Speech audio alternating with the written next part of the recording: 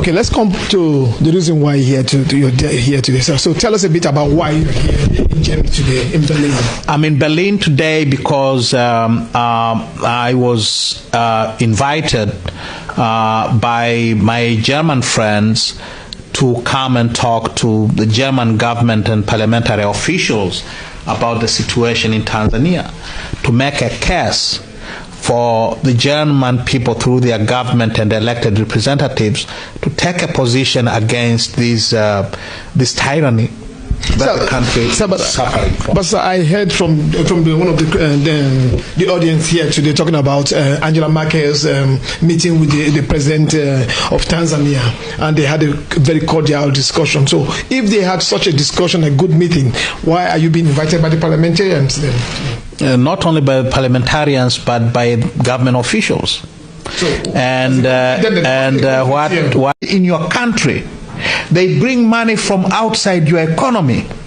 You accept that you will create protections to these investors, and if you do not, then you accept that if there is a dispute, that dispute will be resolved through international arbitration, for instance. And therefore, you cannot engage in economic transactions with the world without surrendering the part of your sovereignty. Sir, if you want to keep your sovereignty to yourself, don't do business with the world. So in your assessment, yes, would you say the West has been fair to Africa, both economically or trade-wise? I wouldn't say that. I would say that we get what we deserve. We get what we deserve. We get what we deserve. If eventually you come into power, you somehow become the president of Tanzania someday, how can we assure your freedom from this Western world? It is very clear, at least to me, that we Africans cannot live in isolation. For better or for worse, we are part of this world. We are part of this global village. We cannot survive on our own. We need the world. And because we need the world, we have to make sure that we live in accordance with the norms that are accepted by this world we live in, norms what we deserve. If we send people to negotiate on our behalf who are not adequately informed about international trade negotiations, you get what you deserve.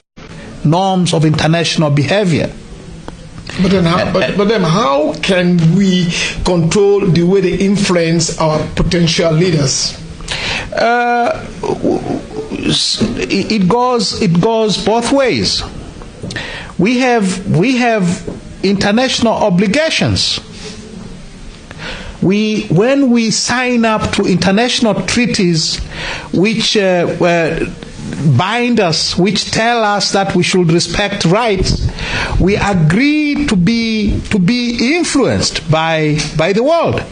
We agree to be held accountable for our actions by the international world, the international community. Influence. Yes. Does that include negatively?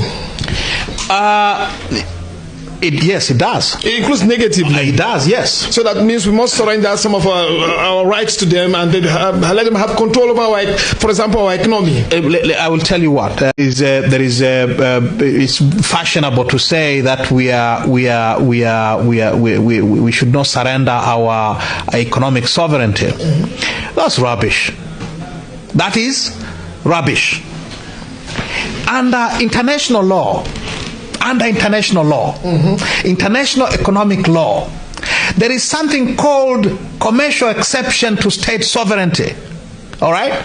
When you decide to have economic relations with the world, you are telling the world you are surrendering a part of your economic sovereignty. That is why In international economic transactions, there is always stipulations for international arbitration of disputes arising from economic transactions. All right? If you bring in investors to